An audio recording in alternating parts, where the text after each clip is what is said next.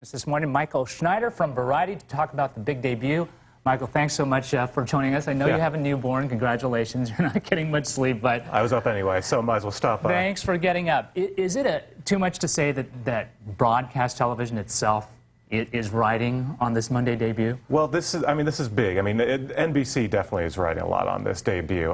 Broadcast network, the broadcast networks are having problems as it is anyway. This is sort of another wrinkle in what's been going on, but this is big for NBC. This is sort of a do or die time for the network. So NBC's perspective is that it's the future, that this type of programming is the future, and that the 10 p.m. slot can't sustain the expensive dramas that has been there for the last, God knows how long. But obviously the other networks' perspective are different. CBS, which has successful primetime programs there. Right. Who's right? Well, from NBC's perspective, a couple of things. First off, they didn't have a lot of big hits at 10 o'clock at the moment, and these shows are getting more expensive. Jay Leno, on the other hand, a full week's worth of Jay Leno programming equals the cost of one episode of a primetime drama. So they're saving a lot of money by doing that. And then you had the fact that Jay Leno was going to leave. If they couldn't make a deal like this, then Leno was going to go to a rival network, say ABC, for example. So it was in NBC's best interest to strike a deal like this. On the other hand, CBS, for example, is still doing pretty well with their procedural dramas at 10 o'clock. So in a way, both are right for their own scenario.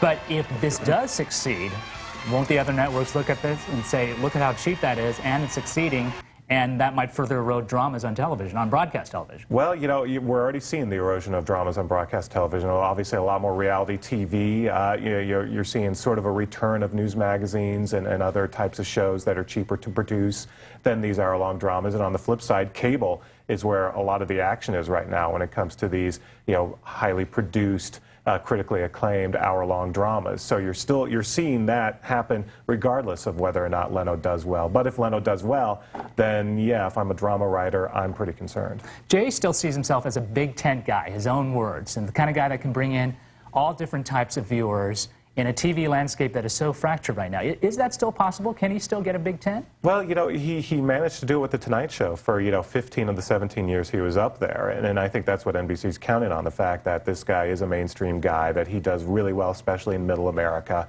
The big question is, how's he going to do in the demographics with younger viewers?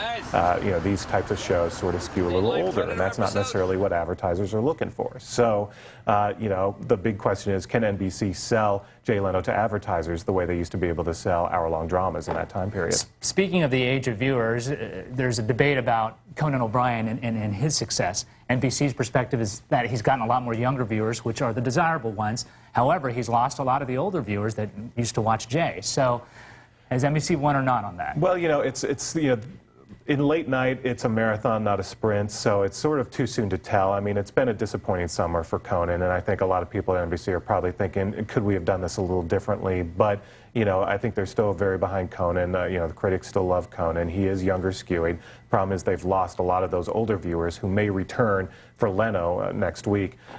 So it's tough to say so far, but, they stuck to their guns, and we'll see in another year or two if the Conan gamble paid off.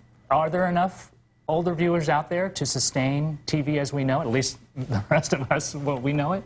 The question is whether or not advertisers will start paying more for those older viewers, the viewers who are above the age of 50. And, we're seeing some changes there. But, the problem is ratings continue to go down and viewers continue to move to cable. They continue to watch shows on DVR.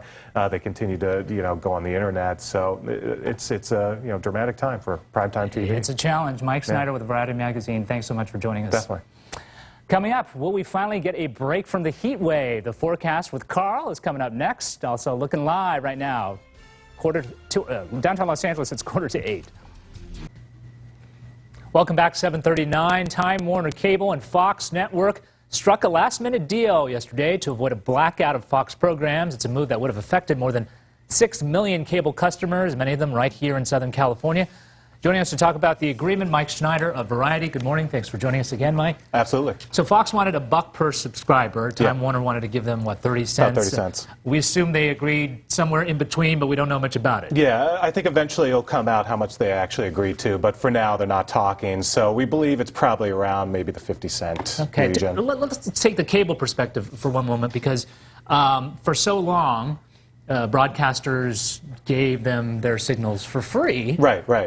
Which is kind of surprising because they get the most viewers, or they did for a while. Well, the idea was broadcasters are over the air, so that signal is technically free. So, in a way, it's something that's already offered free to people, so why would cable have to pay for something that is over the air free offered to anyone? Okay, so that is changing now. I mean, broadcasters say they can't afford to do that anymore. Right. We're living in a different age. I mean, first off, the economy continues to be sour, and stations and networks need alternate revenue streams. Sure. And for years, cable has sort of been able to sell these packages.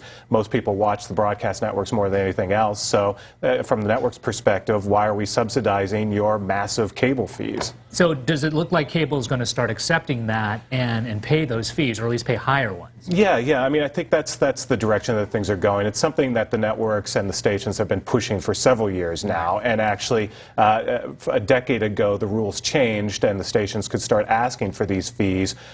In the beginning, they actually leveraged that to get channel positions for new networks like FX, like MSNBC, like other places. But now that's changing, and the networks and stations would prefer cash. Okay, and I mean, what are the future implications of this? I mean, are we going to see fights like these with other networks in the future? I think that this year we're going to see more fights like this. ABC is coming up next. Their stations are also up for renewal this year, so we may see that. Disney and Time Warner Cable once again fighting in a couple of months. You're seeing this war right now also even with cable networks and the cable providers. In New York right now, there are several subscribers in certain markets that suddenly aren't getting Food Network, HGTV, and a couple other networks because, once again, there's an issue of creeping fees, and you've got two different parties with two different agendas. And it's hard to, I mean, it seems difficult to determine what a network is actually worth in terms of per subscriber. I mean, that's kind of one of those fuzzy things. Yeah. I mean, the Fox folks, for example, were saying, well, wait a second, more people watch American Idol than anything else. Why don't you pay us $5 a subscriber? We're by far the most worthy of the networks. Yeah, it seems to make sense from a network perspective, at least. Okay. Now, as far as Disney is concerned in those negotiations, I mean, this particular agreement, other networks are going to look at this as a template, right? Right. Again, it's sort of most favourable nations clauses. CBS had already made an agreement with Time Warner Cable, so they obviously have a stipulation that they get whatever Fox got, and so this could very well become a template for future negotiations. We'll see. Right. And the other big question is, what does this do to cable rates? Well, again, we'll see in the coming months. Cable always says, oh, it's going to force us to raise rates, so I guess we'll see. We'll see. Mike Schneider from Variety, thanks so much for coming in and joining us. Absolutely. Check your weather and traffic with Carl and Steve coming right up. Right now, looking live from down. Out of reports of a late night shakeup on the way. NBC